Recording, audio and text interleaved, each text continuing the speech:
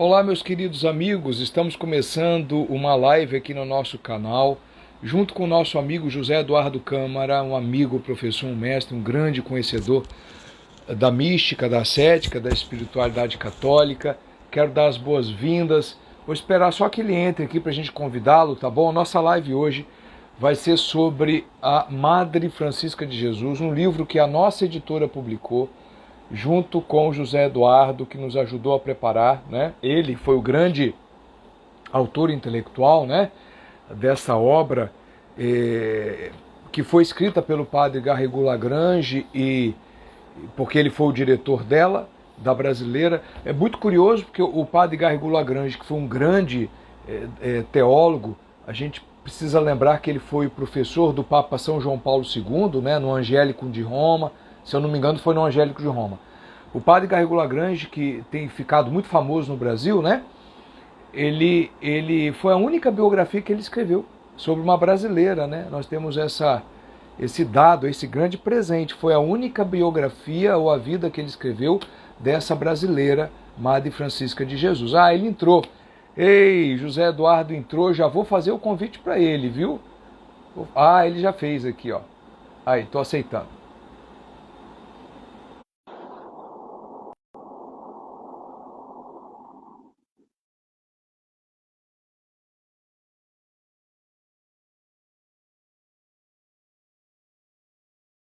Já aceitei, vamos ver se vai dar certo. Só um minutinho, pessoal, que nós já vou cumprimentar todos vocês. Vamos só resolver esse probleminha aqui. Opa.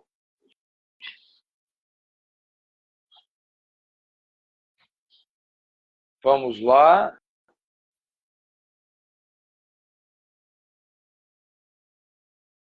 Já está aceito.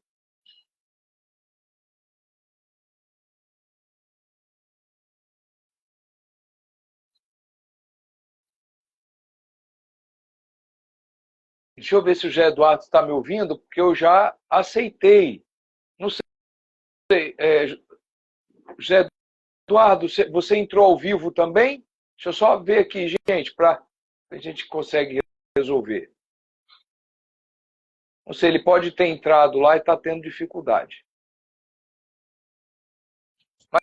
Mas continuem, pessoal, nos acompanhando, tá bom? Fica com a gente aqui, que nós já vamos resolver o problema.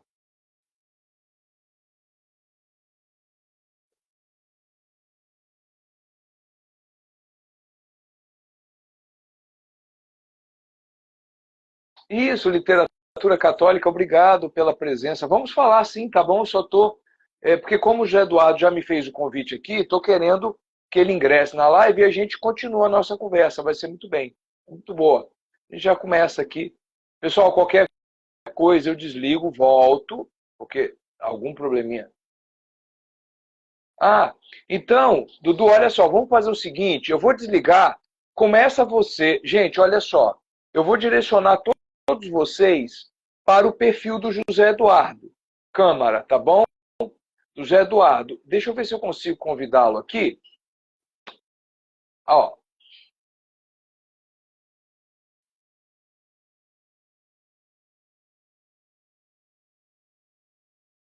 Já foi. ah, foi? Peraí. Opa!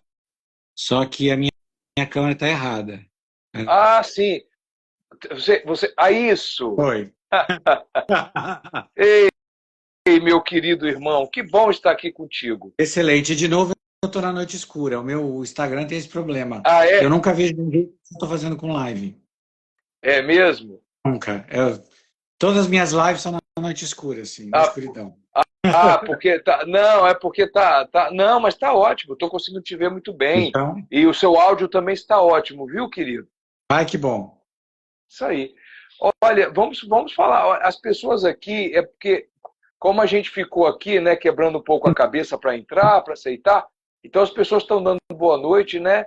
Então, boa noite a todos vocês. Boa noite. Obrigado pela presença, né? Fique à vontade, viu? Se quiser cumprimentar a turma Não, aí, primeiro o pessoal. eu quero avisar que, por força de de hábito, eu não vou chamar ele de professor, mas não é Não, porque ele não é meu professor, não, é porque eu conheço ele há muito tempo. Então, eu é. vou chamar de Léo mesmo, e ele vai me chamar de Dudu, porque senão não Isso tem.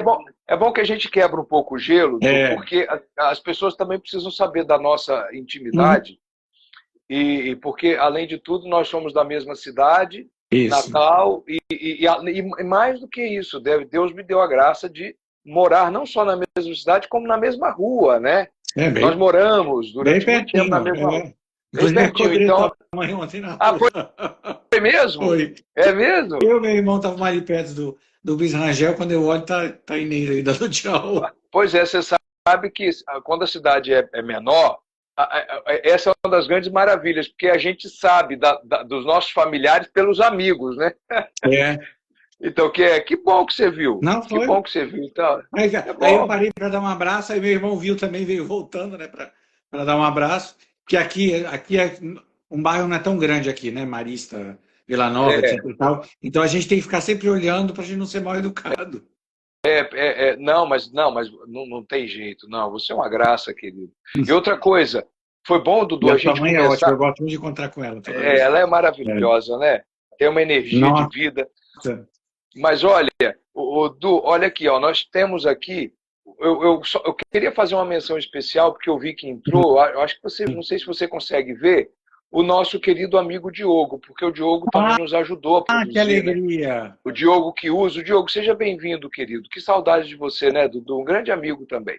Com grande saudade. Um dia a gente vai reunir os três, porque a gente já reunia Pois uns é, 10 anos atrás, eu acabei não indo. Agora, é verdade, verdade. Mas se Deus quiser, presencialmente, você fala, né? isso, presencialmente. Presencialmente. A É gente o dá um Diogo. jeito no meio do caminho. Eu vou para Vila Velha, ele vem de São Paulo para Vitória, a gente Isto. está no E, não, meio do e, e caminho. esse, e esse contexto da nossa vida, então, olha lá, ele está falando aí. Agora, vamos começar porque, assim, Uhum. esse livro, né, da Madre Francisca, Dudu, até apresentei aqui, ó, o livro da Madre Francisca, né, escrito pelo padre Garrigou, e que a Eclésia gentilmente Uhum. forneceu para o nosso selo editorial, né, a Casa Pedro Editorial. É, esse livro nasceu de um colóquio, um diálogo que nós dois tivemos no nosso reencontro. Eu lembro que foi até na sua casa. Você ainda morava ali próximo à minha mãe, à nossa residência ali. E eu me lembro que nós tivemos uma conversa e essa conversa me impactou muito. Por isso que eu te tenho em muita consideração, viu, querido Nós irmão? falamos do Padre Inteiro, Falamos do do Padre Garrigou Lagrande. Padre Anteiro, do Padre Garrigou e você me falou, Léo, falar, porque eu estava muito enamorado, por assim dizer, muito Uhum. impactado com as obras do padre Garrigou, Uhum. especialmente. Você falou, Léo, você sabia que o Padre Garrigou escreveu uma biografia sobre uma brasileira, que é a Madre Francisca, e lá no livro dele, Nas Três Idades da Vida Interior, ele cita com uma certa descrição, Uhum. né? Enfim, eu falei, é mesmo? Aí você me apresentou e nós fomos atrás. E aquilo me impactou muito. Então, essa obra tem um valor afetivo, para mim, muito grande. Então, eu estou muito feliz por E estar foi um aqui, dos viu, Dudu? primeiros projetos que a gente conseguiu organizar nesse intuito de realmente falar da teologia mística, Isso, da vida dos santos, ao redor de Santa Gema, da Madre Francisca, de tentar um isso eu pouco lembro. desenterrar esses Esse temas, né? tesouro, né? Estava escondido. Porque no Mas caso olha só, da Madre Francisca realmente ela ficou desconhecida, né? Essa é a grande tristeza, né? Dela ser brasileira, dela ter tido a repercussão que teve, quer dizer, uma biografia escrita pelo padre Garrigou Lagrange, né? Talvez dos teólogos, deve ser o teólogo de teologia espiritual mais importante do século é, XX. com certeza. E ter sido sua filha espiritual, ter sido fundadora, e ainda assim ser tão pouco conhecida é uma coisa impactante, né? Claro que a É, gente sabe que tem um efeito cultural, que o Brasil realmente tem uma amnésia coletiva, a gente realmente esquece muito fácil dos personagens históricos, a gente os ignora completamente, mas também tem um fato do tema da mística ter um pouco, tinha um pouco caído em desuso, né? Falar dele. E eu acho que a certo. marca mística serviu muito para isso, porque tem muitos aspectos da espiritualidade dela que fazem ela muito relevante na espiritualidade do século XX, o aspecto vitimal, sacerdotal, eclesial. Perfeito. E o fato do padre Garrigou ter chamado a atenção dele, certamente ele deve ter tido tantas outras dirigidas, tantas outras Uhum. mulheres e homens, ou tantos outros homens também, Uhum. tão elevados na vida espiritual, na vida mística. Agora, o fato de ele ter escrito sobre ela é surpreendente. O É. fato do esquecimento e o fato de ter chamado pelo caráter do sofrimento que ela teve. Mas nós vamos falar um pouco disso. Como é que Uhum. você acha que a gente poderia começar melhor? Falando da vamos dizer, ascendência dela, da nobreza, pelo menos financeira. Não sei se seria esse o caso, Porque né, da família que ela era filha do Barão de Rio Negro, né? Rio Negro. Uhum. Também, numa hora tem um momento daqui que a gente acredita que é o voto, o oferecimento dela, ela ainda assina como Francisca do Rio Negro, porque ela ainda faz isso em 1911, quer dizer, no período ainda do discernimento vocacional. Vive essa vocação fora do Brasil, porque a família dela vai para fora, vai para a França, né? França, né? A Paris, não é? E é interessante porque o padre Garrigou diz que é na viagem, ao voltar de viagem ao Brasil, em outubro de 1910, que ela tem a inspiração da fundação. Perfeito. E ela tem a inspiração carismática, como a gente fala hoje, né, de um carisma fundador específico para a imolação nas intenções do Papa, da hierarquia das vocações sacerdotais. Quer dizer, hoje a gente tem tantas pessoas redescobrindo a vocação de se oferecer pelos sacerdotes, né? Também no Brasil, e a gente vê que a Madre Francisca já recebeu essa inspiração vinculada ao Brasil. Perfeito. Isso é maravilhoso. Ela voltando, né? E esses frutos parece que tem. Então você vê, parece que os tem frutos uma missão do Brasil aí, né? Com certeza, com certeza. Dela como brasileira indo para a Europa, e a partir daí ela toma difícil discernimento, até com direção espiritual, de ir ao Santo Padre, de ir a São Pio X, para pedir essa autorização para essa fundação. É engraçado, né? Como São Pio X, que também já era um homem envolvido, né, numa associação vitimal, ele já era um homem oferecido, né, que compreendia a espiritualidade de vítima, ou das vítimas em holocausto, como ele reconhece, né, a beleza, o encanto desta vocação.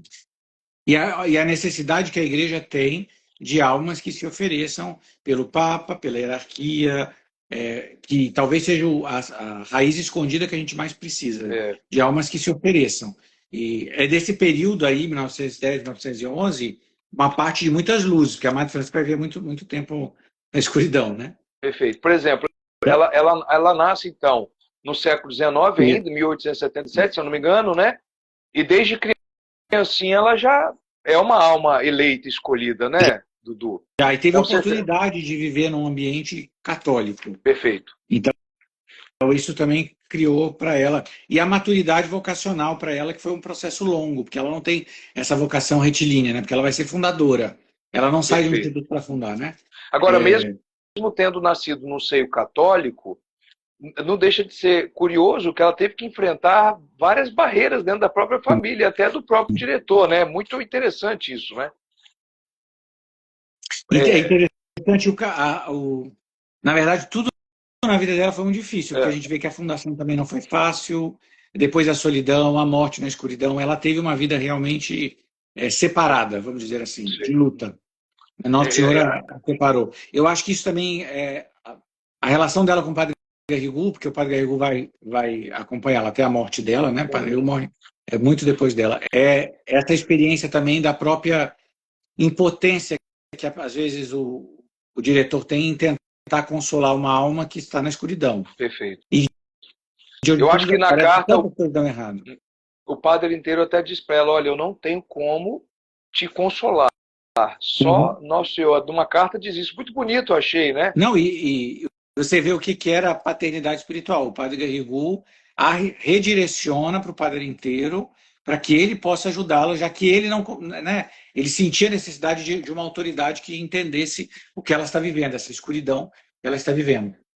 Isso mostra o empenho dele também de diretor, né, de discernir, porque ao se oferecer pela igreja, a alma também deve abraçar a escuridão que Nossa Senhora abraçou no Horto das Oliveiras. Perfeito. E isso ela viveu isso, né? porque as primeiras, as discípulas mais diletas dela abandonaram, né? Saíram do priorado da Virgem, da ordem ou da congregação fundada por ela, e como os discípulos que fugiram da cruz, né? Que não estiveram. E a obra mesmo só se consolida de maneira mais eficiente, até inicialmente ligada à família dominicana, porque o Padre Garrigou era dominicano, depois da morte dela, com a vinda para o Brasil, com o retorno, né, por assim dizer, a Petrópolis e com a filiação à Ordem de São Bento. Os beneditinos. Então, o Mosteiro da Virgem, que hoje assim se chama em Petrópolis, né, tem a sua origem espiritual, a sua herança, nesse carisma pró-Cristo até Eclésia, né, por Cristo e pela Igreja da Marcha de Jesus. Perfeito. Então você vê que mesmo a semente escondida, isso é bom para a gente falar, Léo, porque eu acho que às vezes a gente tem uma época da cultura da prosperidade espiritual, teologia da prosperidade. Tudo vai dar muito bem e eu vou saber que Deus está feliz, entre aspas, porque está tudo dando muito bem em todos os sentidos. Isso não é real, não foi na vida dos santos, não é na vida de ninguém mais ou menos equilibrada, né? Tem alguma coisa muito errada se a pessoa nunca tem nenhuma dificuldade. Tribulações, né? Nosso Senhor diz a ela, até oferece para ela, olha, você quer uma fé tranquila, doce, né? Ou uma fé obscura comigo, né? E ela faz a escolha. E é interessante outro aspecto também, ligado ao Brasil, é que no Brasil foi altamente difundido e é popular, graças a Deus, a devoção à Sagrada Face. E ela já teve essa espiritualidade da face de Cristo, porque Cristo, Nosso Senhor imprime a sua própria face na cela, na parede da cela. Né? E isso mostra um pouco como a face de Cristo, que representa a sua angústia interior, né? Na espiritualidade da Beata Perina de Michelis, sobretudo, também nela, o significado do sofrimento dela é esse, né? Aquela cela, a parede daquela cela é a alma da Madre Francisca, onde Jesus quer se imprimir, como o véu da Verônica. Né? Que coisa bela, que bonito. E isso dá uma certa continuidade a toda a devoção de Santa Teresinha também, que aparece para ela. Aparece, quer dizer, as duas almas também têm, né, uma certa ligação, né, Dudu? Você pode falar um pouquinho disso? Não, com certeza. Inclusive nessa vocação para a igreja. Porque a gente só entende a vocação de Santa Teresinha, não só a sua oblação, mas o final da sua vida, a sua missão eclesial, no sentido de que ela tinha vindo ao Carmelo para salvar as almas e para rezar pelos sacerdotes. Olha, isso era a grande sede de Santa Teresinha. Né? Quer dizer, no coração da igreja eu serei o amor, né? No coração da igreja seria o amor. E a Madre Francisca também. Também. No coração. E ela entende que isso é uma vocação eclesial, ela quer que a comunidade seja isso, né? Tem essa comunidade de virgens que, como Maria, se imolem pelo Santo Padre, pela igreja, pelas vocações. Para ela é muito importante. É bem interessante que o Padre Garrigou, no fim do livro, publica escritos espirituais, ou alguma citação da Madre Francisca. E nesse escrito, para mim, que é bastante mais interessante, até intuitivo, quando ela tem uma luz espiritual profunda sobre o sacerdócio de Cristo, que é de 1911, então, quer dizer, até muito antes da sua morte, no qual ela vive uma espiritualidade sacerdotal.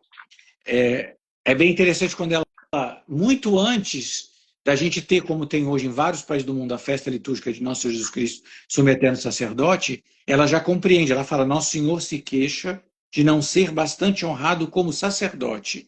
Então ela já tem uma luz profundíssima sobre o sacerdócio eterno de Cristo. Só poucas almas conhecem seu sacerdócio eterno e entre estas com poucas a veneram.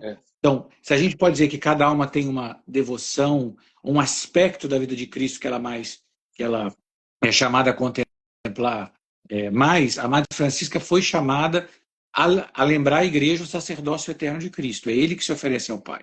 Ela mesmo tem a intuição da necessidade de uma festa litúrgica, que ela nunca vai ver. Perfeito. E isso mostra o quanto as luzes que Deus vai dando às almas, elas formam um todo no corpo místico. Será depois através sobretudo do esforço do venerável Monsenhor Higuera e das oblatas de Cristo Sacerdote, pelo qual a festa foi instituída. E hoje ela pode ser instituída em todas as conferências episcopais que é requisitarem, né? A festa de Nosso Senhor Jesus Cristo, sumo eterno sacerdote.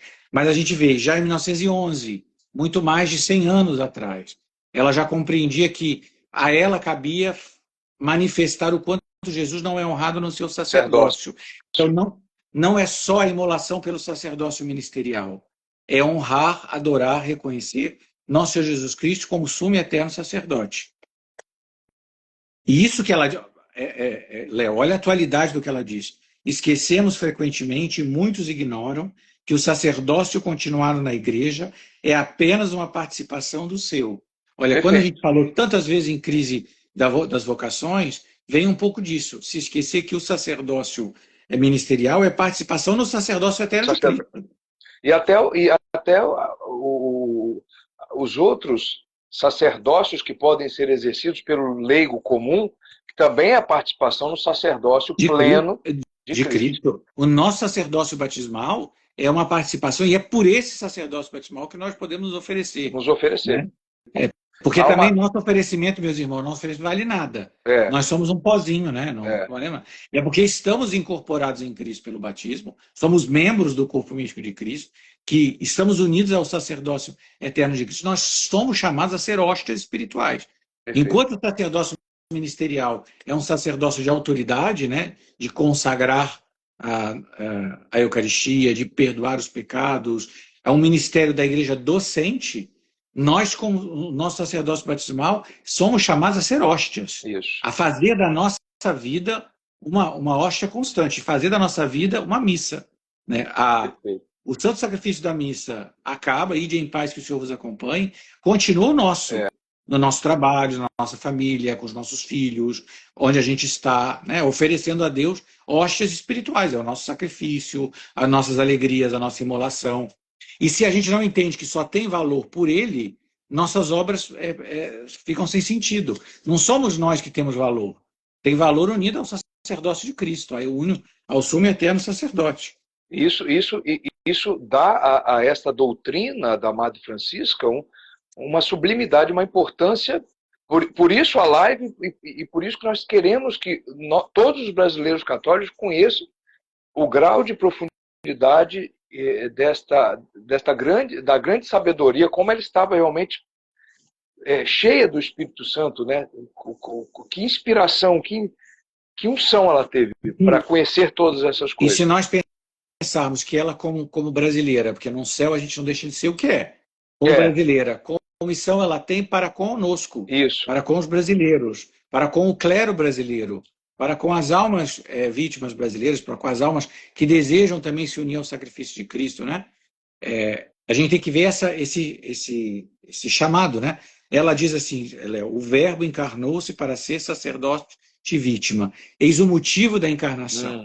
Quer dizer, ela nos explica exatamente o porquê da encarnação. Ele veio ser nosso sacerdote, para se oferecer para a glória do Pai, para se oferecer por nós. Ele perpetua na Eucaristia esse sacerdócio. Ele continua se oferecendo ao Pai. O fato de a gente não entender isso às vezes, inclusive dificulta a gente explicar o porquê das contrariedades. Mas por que a vida dela teve tantas contrariedades? Porque tudo isso tem sentido no sacerdócio de Cristo. Porque nós nos oferecemos com Ele pelas intenções dele. Porque nós não só nos oferecemos por Cristo, mas nas intenções que Cristo tem. E por isso que nosso coração é universal. É pelo Papa, pela Igreja, pelos sacerdotes, pelas almas do purgatório, pelos que mais sofrem, pelos que ainda não conhecem nosso Senhor. Nós não temos... A oração católica nunca é uma oração puramente intimista. Ela sempre abraça o mundo inteiro. Você falou de Santa Teresinha, quando ela tem todas as vocações, ela é padroeira das missões. Por quê? Porque ela é plenamente no coração da Igreja o amor. Então, ela nunca reza por si, ela nunca se imola por si, nunca é sobre ela. É sobre a Igreja toda, é sobre todas as almas, né? E quando a missão de Teresinha começa, quando de maneira prática, quase quando ela morre. Porque ela viveu escondida a vida toda e depois da morte Deus lhe deu fazer tantos milagres, tantos sinais, tantas manifestações, inclusive missionárias. De certa maneira, a missão da Madre Francisca nisso foi muito diferente, porque a dela foi ser sempre totalmente uma semente escondida. É o que ela buscou e foi a missão dela, está escondida no sacerdócio de Cristo. E isso mostra também o porquê desse escondimento. Também tem um aspecto aí que a gente tem que ver da providência, de o quanto ela quis e viveu escondida, com uma doença pouco conhecida, teve que morrer sozinha, praticamente abandonada, apesar dela ter tido condição de ter um bom tratamento, né, de saúde, dentro do que era possível na medicina, então, mas ela deve viver uma solidão total, mesmo tendo um diretor espiritual como o Padre Garrigou Lagrange. E mesmo depois da morte, também o véu de esquecimento, de ocultação que ela passou, diz um pouco dessa vocação escondida no seio de Cristo, né? Porque a vocação dela é pela igreja. Ela queria e viveu pela igreja. Não tem muito sentido fora disso. É uma compreensão muito profunda, quer dizer, e é um princípio do qual decorrem tantas coisas, né? Aí ela já intui também a corredenção de todos os batizados, como nós podemos ser corredentores na participação do sacerdócio, do oferecimento, e que é tudo paulino, né? Ela, quer dizer, ela completa na carne o que faltou. E isso é uma coisa muito bonita. É o que uma vez nós estávamos conversando, o grande teólogo místico da igreja é São Paulo. Nós não teríamos nada sem ele. Que ele foi um místico, né? Não é segredo para ninguém, ele mesmo fala. E o quanto nós temos a doutrina dele de maneira brilhante. É impossível a nossa alma não ser atraída por Cristo. Eu queria só ler uma passagem da Madre Francisca sobre isso. Claro, vamos lá. Vamos meditando. Durante a missa, impressionaram-me subitamente o espírito e arrebataram-me o coração as seguintes palavras: um só sacerdote, um só altar, um só sacrifício, uma só vítima. Fora deste sacerdote, deste altar, deste sacrifício, dessa vítima, nem perfeição, nem santificação possíveis. Com ele, todo cristão é, de certo modo, sacerdote, altar, sacrifício, vítima. Em particular, o devo ser por ele, com ele e nele. Olha que maravilha. Léo, ele diz, fora desse sacerdote eterno, que é Cristo, não há nem perfeição, nem santificação possível.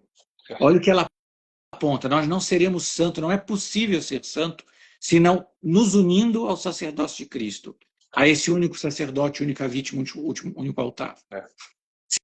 Se não é por Cristo, com Cristo e em Cristo, não há santidade possível. Todo o corpo místico está descrito aí. A completude do corpo místico está escrito aí. Essa vocação diz muito para mim do nosso tempo, porque nós vivemos um tempo de contrariedade, então, portanto, temos dificuldade, não é? As dificuldades morais, espirituais do nosso tempo não é segredo para ninguém, eu não estou inventando nada, contando nada. Mas, ao mesmo tempo, essas dificuldades, para nós, no sacerdócio de Cristo, se transformam em oportunidades únicas de viver para Deus. Olha como em Cristo as coisas mudam. Na paixão de Cristo as coisas foram transformadas. Quando nós passamos por Cristo sacerdote, todas essas contrariedades que parecem que nos dificultam a santificação são, a partir de agora, os motivos da nossa santificação. A contrariedade do dia, o filho que não consegue dormir, a dificuldade de conseguir trabalho, todas essas coisas que são reais, têm um valor no sacerdócio de Cristo, nesse único altar. Nós tudo colocamos ali, aquele ofertório é total. É grandioso isso. Muito, muito. Dá muito sentido às nossas dificuldades, né? E nos faz passá-las de maneira alegre. Dá um sentido novo. Isso, eu renovo todas as coisas. A gente não sabe se nós vamos ter doença ou não, se nós vamos ficar bem ou não, se amanhã vai acontecer alguma coisa, nenhum de nós sabe. Nós estamos nos braços do Pai, nós não sabemos. Mas nós sabemos que não importa a situação, Deus nos chama a fazer o que a gente pode fazer com amor para nos unir ao sacerdócio de Cristo, para nos unir ao seu sacrifício. Então, mesmo as coisas que nos parecem mais difíceis, mesmo quando nós caímos, porque quando nós caímos, nós temos a confiança que pelo sacerdócio de Cristo, o seu sangue nos lava. Claro. Então, não importa que situação, que esse sacerdote eterno não se abaixa para nos aliviar, pelo ministério do sacerdócio ministerial e por todas as ocasiões da vida. Ele está sempre ali. Eu queria falar outra passagem de um aspecto dela, que eu acho Claro. muito importante, que é o amor que ela tinha pela Eucaristia. Ela diz assim: durante o sermão sobre a Eucaristia, apresentou-se-me ao Espírito a frase: o amor não é amado. É uma frase famosa de São Que... Francisco, né? Uhum. Pareceu-me compreender algo do abismo infinito do amor de Jesus pelos homens, amor que a linguagem humana não pode traduzir e que é, entretanto, desconhecido. A Eucaristia é a expressão divina deste amor. Jorrou, qual onda em borbotões, do coração transbordante de Jesus. A Eucaristia, na cela, é o início da paixão e também a consequência. O amor dispõe ao sofrimento e o sofrimento aperfeiçoa o amor. Claro. A medida do amor é a medida do sofrimento e vice-versa. Uma alma que ama a Deus e é por ele amada é entregue ao sofrimento neste mundo como Jesus o foi. Olha como a luz do Espírito Santo leva a alma à contemplação. Ela vai da Eucaristia ao amor infinito de Deus para entrar no mistério da Eucaristia, para entender o mistério do sofrimento.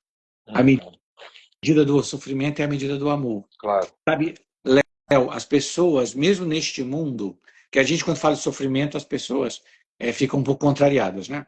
Mesmo as pessoas deste mundo que não são espirituais compreendem que a medida do amor é a medida do sofrimento. Por exemplo, toda mãe ou pai sabe que este amor é tão potente, o amor paternal ou maternal, que traz consigo um grau de sofrimento. Se a criança sofre, você sofre. Sofre, claro. E isso, uma pessoa boa ou uma pessoa não tão boa. Né? Nem precisa ser tão virtuoso assim. Muito mais o amor divino. Muito mais na graça de Deus, que transborda de amor, como eu falo aqui. Jorrou com a onda em borbotões do coração transbordante de Jesus. Transborda o amor de Jesus no Santíssimo Sacramento para nós. Então, à medida que nós comungamos e cada vez mais entramos no mistério da Eucaristia, mais nós entramos no amor de Deus e mais nós entendemos essa lógica. Não é dolorismo, não é sofrer pelo sofrer. Não tem nada a ver com isso. É a medida própria da nossa natureza humana. Nós amamos intensamente e é impossível amar verdadeiramente alguma coisa e não sofrer com ela. E o amor só se prova no sofrimento, né? A gente não precisa ser muito espiritual para saber quando a gente conhece os verdadeiros amigos no momento da tribulação. O sofrimento, isso. Nós todos sabemos disso. Muito mais com o nosso Senhor. No momento de dificuldades, é que Ele espera de nós a nossa fidelidade. Então, você também. É o que ele fala no Horto das Oliveiras, né? Não poderia vigiar comigo uma hora? Agora, por exemplo, uma questão, Dudu, que sempre intriga, por exemplo, a minha cabeça é imaginar que o Cristo vítima cabeça, na hora da cruz, já tinha todas as vítimas, as suas vítimas membros, se eu pudesse usar essa palavra em português. Sim. Ou seja, no momento da crucificação, no momento da paixão de Cristo, todas as vítimas existentes e por existir já estavam ali com ele. Né? Estávamos todos. Todos, né? Estávamos todos. Na vida de Cristo, porque eu tenho uma xerox de um livro antigo do padre Barsotti, que foi publicado no Brasil e nunca mais reeditado. Olha. E tem uma passagem ótima que ele explica sobre essa realidade. Por exemplo, ele fala: leia o Evangelho sabendo que você estava quando Jesus disse isso, porque ele não tinha diante dele, né?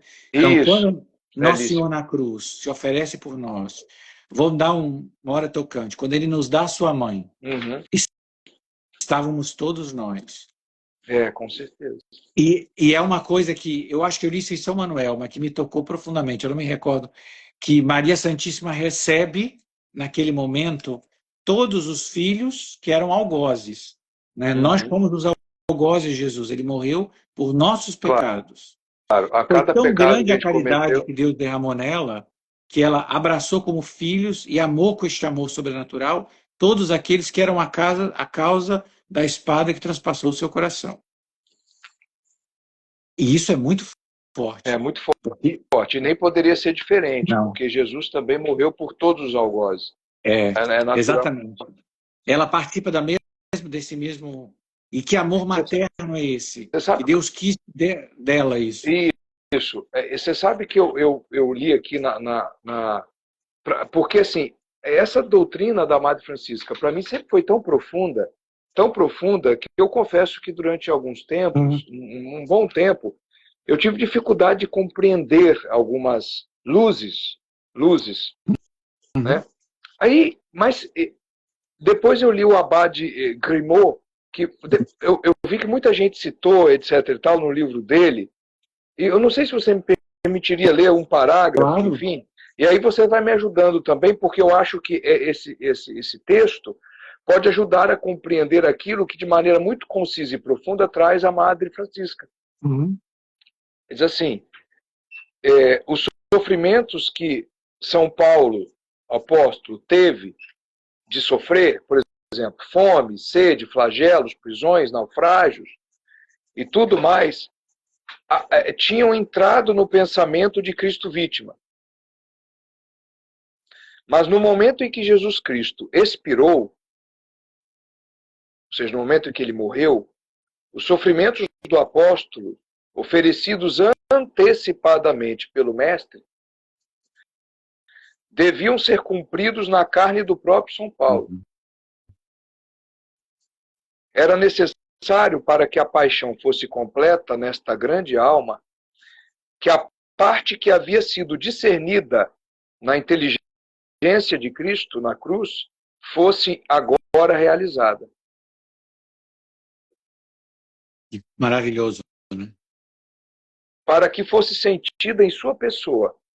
É por isso que ele pode dizer aos colossenses que cumpre em sua carne, pelos vários tormentos que padece, o que resta padecer Cristo. Ele continua aqui. O que aconteceu com São Paulo também acontece com cada um de nós. Precisamos cumprir em nossa carne, em nossas almas, em nossas vidas, a visão do Cristo agonizante.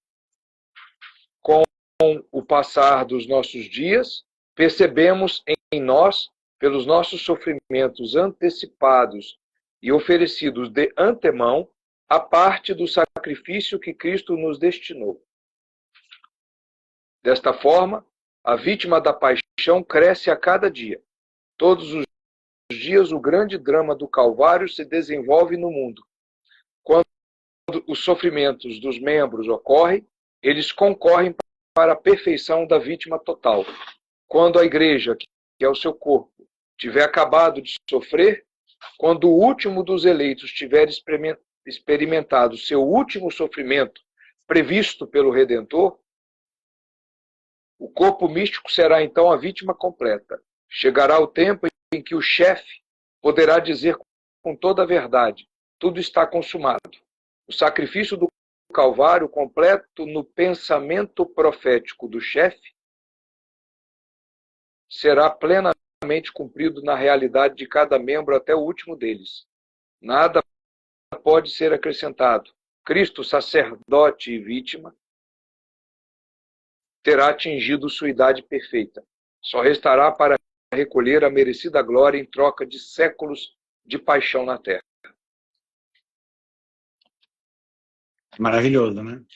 Significa também, Léo, que... Ou seja, ele dá uma ideia muito concreta. Já lá, isso. Significa também que a nossa fidelidade não é nossa, estava lá. Lá, Ele isto. espera de nós só que nós colaboremos com a graça. Isso, perfeito. É tudo dele, é obra dele. A vida dele é a nossa vida. Isso aí. E isso é que muda a coisa. A nossa vida é a vida de Cristo sacerdote. Nós estávamos nele. E como estávamos nele, quando ele entra no Pai, né? Porque o sacrifício inteiro de Cristo é para o Pai, né? Para a glória do Pai. Né? A primeira palavra de Nosso Senhor no Evangelho é não saber se devo me ocupar na casa das coisas de meu Pai. E a última também, né? Pai, em tuas mãos entrego o meu espírito. Né? Ele começa e termina para o Pai. Nós também, com ele, por ele e nele, vivemos essa filiação total. E só vivemos por causa dele. Dele. Essa é a grande maravilha, né? Esse cristocentrismo, né? Isso. É pela humanidade de Cristo. Isso. Né? Nós fomos enxertados nele. É uma coisa. Hoje é festa do Beato Colomb Marmion. Para ele, isso essa filiação é tudo, né? Porque tudo passa por Cristo, tudo, né? É o mistério de Cristo, é Cristo, vida da alma, né? Todos os mistérios de Cristo são nossos mistérios. Então, nós vivemos essa vida. Nossa vida cristã não tem muita coisa para inventar. É a vida dele. O que ele faz é que é óbvio, os mistérios, as perfeições e encantos do Verbo encarnado são infinitas. É por isso que na igreja as pessoas às vezes ficam confusas. Mas por que tiveram santos do Menino Jesus, ou santos da Sagrada Face, ou santos de outros mistérios? Porque nenhum de nós poderia conter, nenhuma obra poderia conter todas as perfeições do Verbo encarnado, da sua vida, da sua vida ativa, de Jesus que cura os enfermos. Mas ao contrário, na vida da igreja eles continuam. Não é maravilhoso ver quando você vê um São Camilo de Leles, você vê Jesus que passa fazendo bem, curando os enfermos, né? Ou quando você vê uma Santa Teresa, você vê Jesus que durante a noite reza sem cessar, porque o Evangelho nos fala, né, das orações noturnas de Jesus. Isso. Então, mas para que existem monges? Para que existem monjas? Porque elas vivem esta perfeição da vida de Cristo. Perfeito, perfeito. A oração noturna, isso, perfeito. A oração que não cessa. E Jesus não vive, vou dizer, a sua vida de trabalho. Nosso Senhor viveu uma vida de 30 anos de trabalho manual. Isso aí, perfeito. Está lá também. Está lá, nós estamos lá. Quando ele aprendia um ofício com seu pai, quando ele ajudava a vida ativa também está lá, né? A vida ativa também está lá, ou seja, está tudo. Agora é São Carlos Jesus, né? Charles de Foucault, a vida de Jesus escondida em Nazaré. Olha, o Deus encarnado viveu 30 anos escondido. Então, se a tua vida, se a tua vocação não é aparecer para nada, tua vida estava na vida escondida de Jesus. Imagina, 30 anos escondido, só 3 anos de vida ativa. O que isso diz de nós, né? Todos os nossos nossa santidade estava nele. Na sua paixão, estávamos todos nele. Às vezes é muito bom, ajuda muitas pessoas. Às vezes, eu sei que, por exemplo, na missa, às vezes é difícil prestar atenção e tudo, mas quando se lê o Evangelho, procurar se colocar numa posição de escuta como se realmente nós estivéssemos lá. Porque quando o Nosso Senhor pregou, nós estávamos presentes. Foi para nós. Isso. Ele nos... Sabe? E nós podemos, com muita facilidade, nos encontrar em São Pedro, nos encontrar com os filhos de Zebedeu, né, filhos do trovão. Ou Bartimeu, cego, que passa a ver. No leproso. E isso ajuda a ver que a vida espiritual é vida. A luz de oração, quando a Madre Francisca diz, me impressionou esta palavra, é o quê? É a vida de oração. Na oração meditativa, você se dispõe para as graças do Espírito Santo. Ele vai te conduzir até dentro do mistério, como ele quiser, quando ele quiser. Não depende de nós, né? Subir na escada de oração, nós nos dispomos para seguir o atrativo dele. Mas isso é a nossa vida de oração, é deixar nos conduzir para dentro do mistério de Cristo. Nossa vida está lá. Com certeza. Então, a história, ela também é uma espécie de desenrolar de todos os aspectos, e tantos outros que talvez nem entrarão na história, enfim, mas de todos os aspectos infinitos das perfeições de Cristo.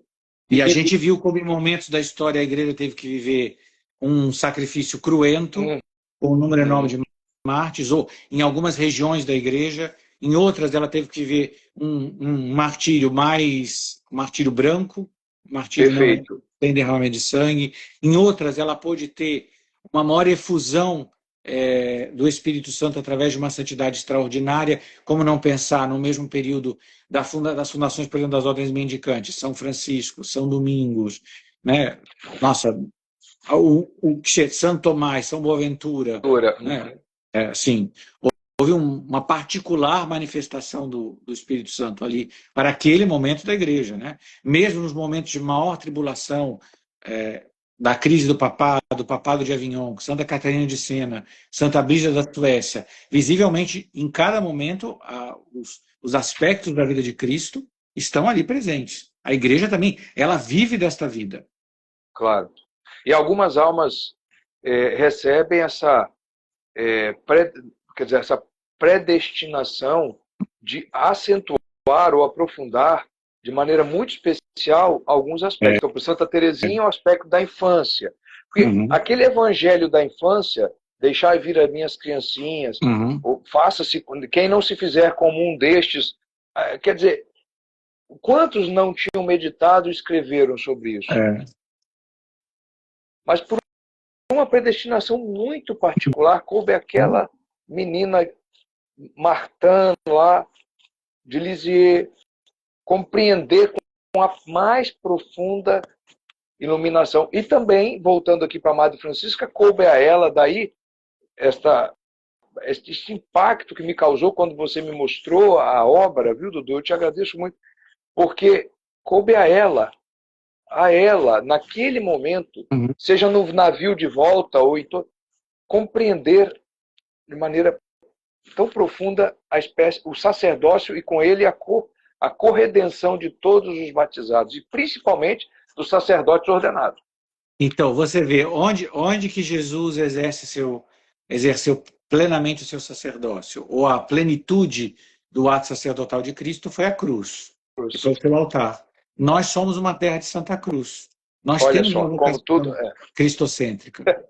Então, ela também tem uma vocação como brasileira aí de oferecimento. Claro, que também a nossa história está ligada à pátria, né? Quer dizer, enfim, isso tudo é muito profundo. É muito profundo. Atinge camadas que... do testemunho da Madre Francisca hoje. Sim, ela morreu tem muito tempo, sim, mas é hoje.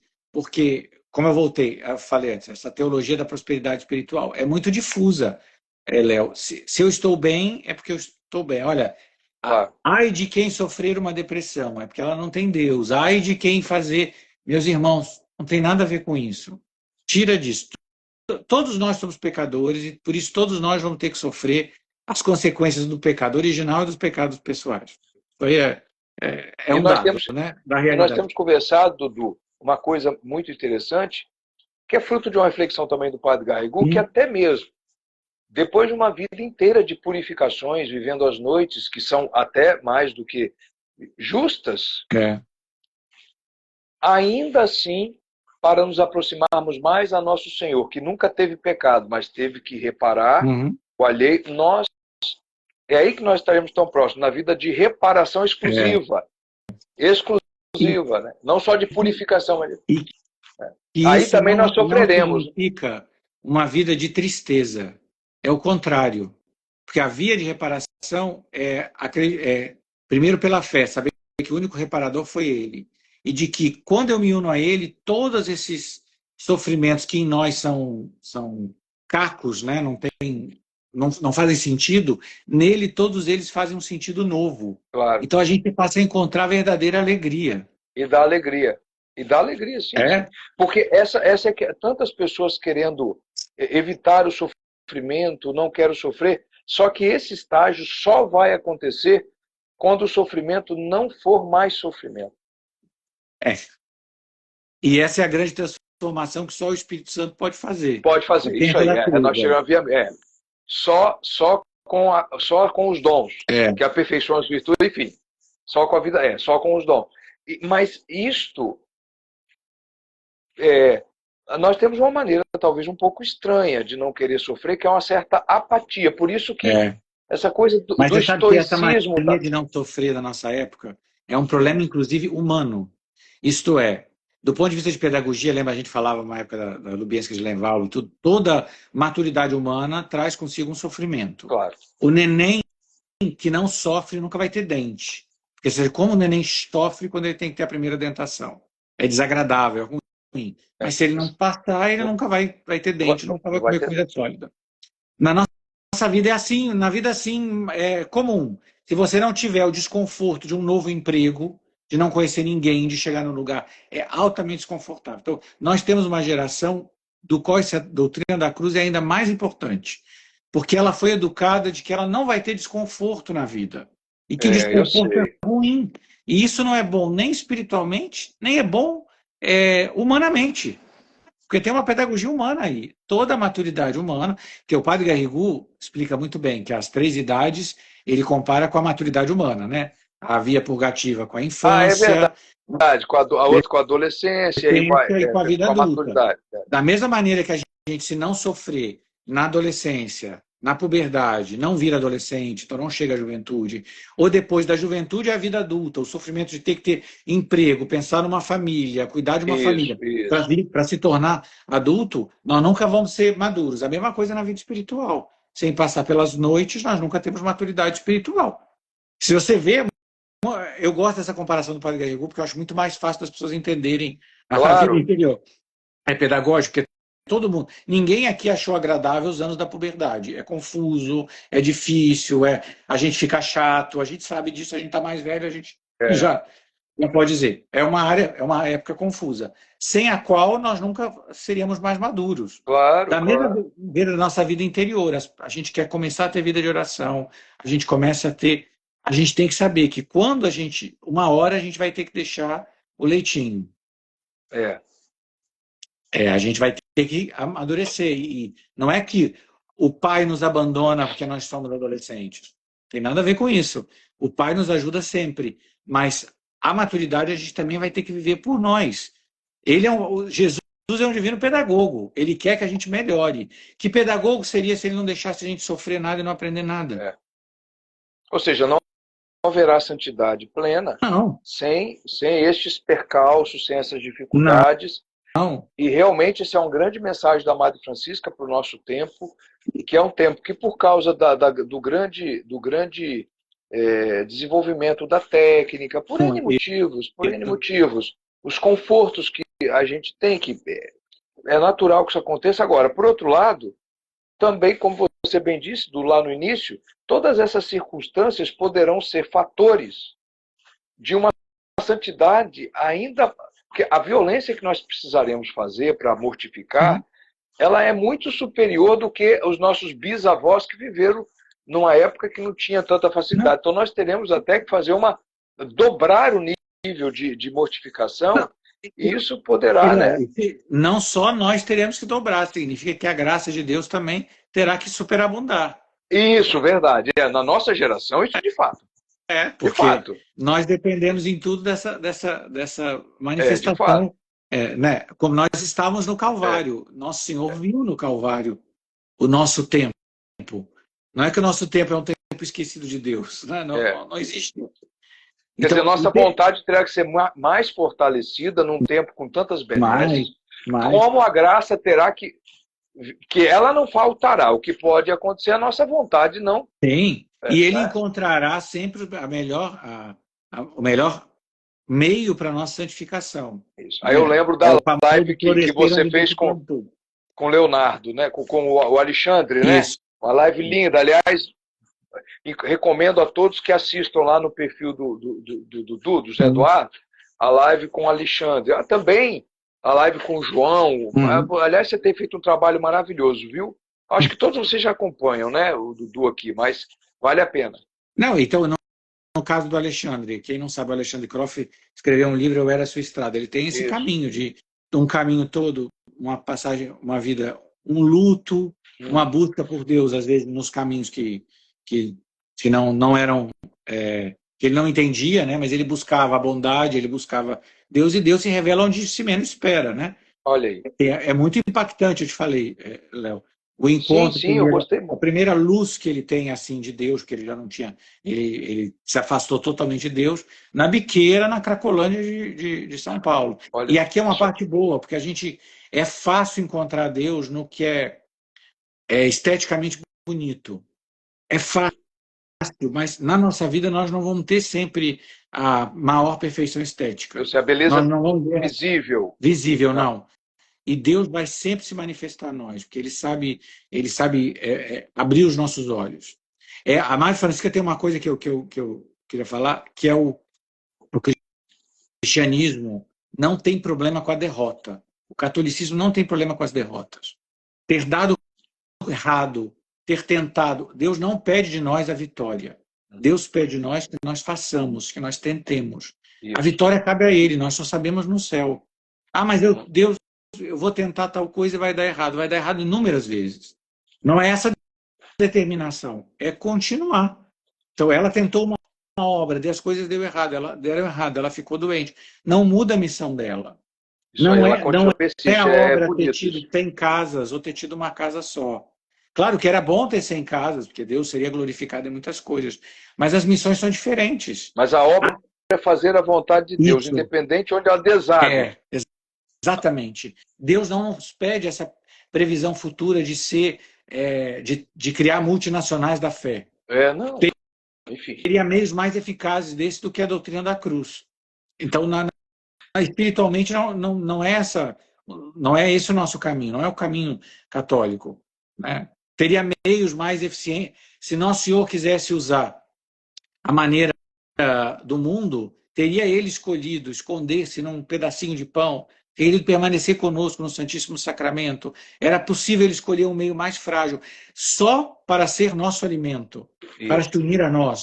Está vendo que é o amor infinito de Nosso Senhor. Não, Também obediente à vontade do Pai. Quer dizer, tudo se resume a fazer a vontade. Né? Como disse Santa Elizabeth da Trindade, que é uma oração muito difícil. Eu acho que no livro do Padre Filipon, né, tem lá, perguntaram qual é o seu nome? A desvontade de Deus. Mas isso é uma oração, isso tem que ser nossa oração. Acho que em toda a comunhão tem que rezar. Senhor, fazer-me querer isso, não só falar com os lábios, querer que meu nome seja a vontade de Deus. Isso aí, independente do que dá. Léo, se nós pensarmos pela fé, a vontade de Deus só pode ser o melhor para nós. Claro. A maior felicidade. Nesta terra e na outra, porque é o que nosso Senhor promete, né? Sem mais nessa terra e na outra a vida eterna. Claro.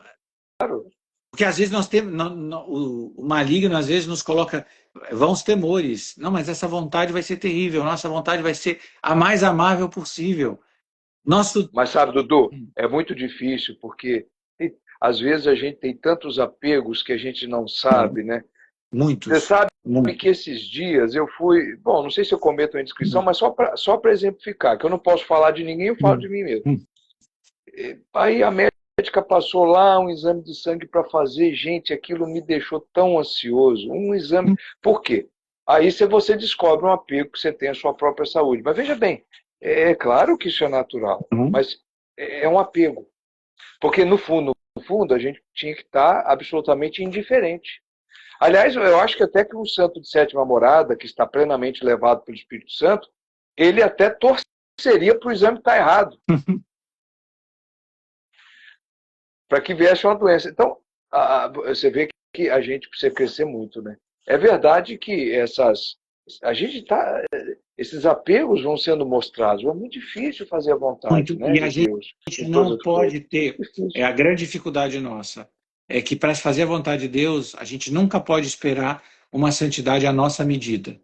Eu sei. Mesmo para o bem. A santidade é na medida dele. Porque, assim, eu vou dizer, eu sou especialista em sonhar, né? Infelizmente, não somos dois. E às vezes a gente espera que o bom Deus faça a santidade ao nosso molde, ao que a gente esperava. E Nosso Senhor não vai fazer da maneira com que eu quero, porque a minha maneira não é boa. Não, e é a minha maneira. É a minha maneira, e é cheia da minha fantasia, que é provavelmente uma construção vazia, né? Não tem nada. E isso é muito difícil, por isso que esse caminho com Deus, Padre Dondolino Ruotolo fala que o caminho da vida espiritual é um labirinto. Você chega num lugar e Jesus fala, não, mas tem mais um. Não, mas tem mais um. Porque se a gente não percebesse, a gente desistia logo. E ele sabe, né? Isso me lembra muito a gente quando era... A gente é mais velho, né? Quando a gente tinha que andar de carro e a gente ia atrás e ia perguntando, pai, vai demorar muito? Isso. Aí o pai... eu sei.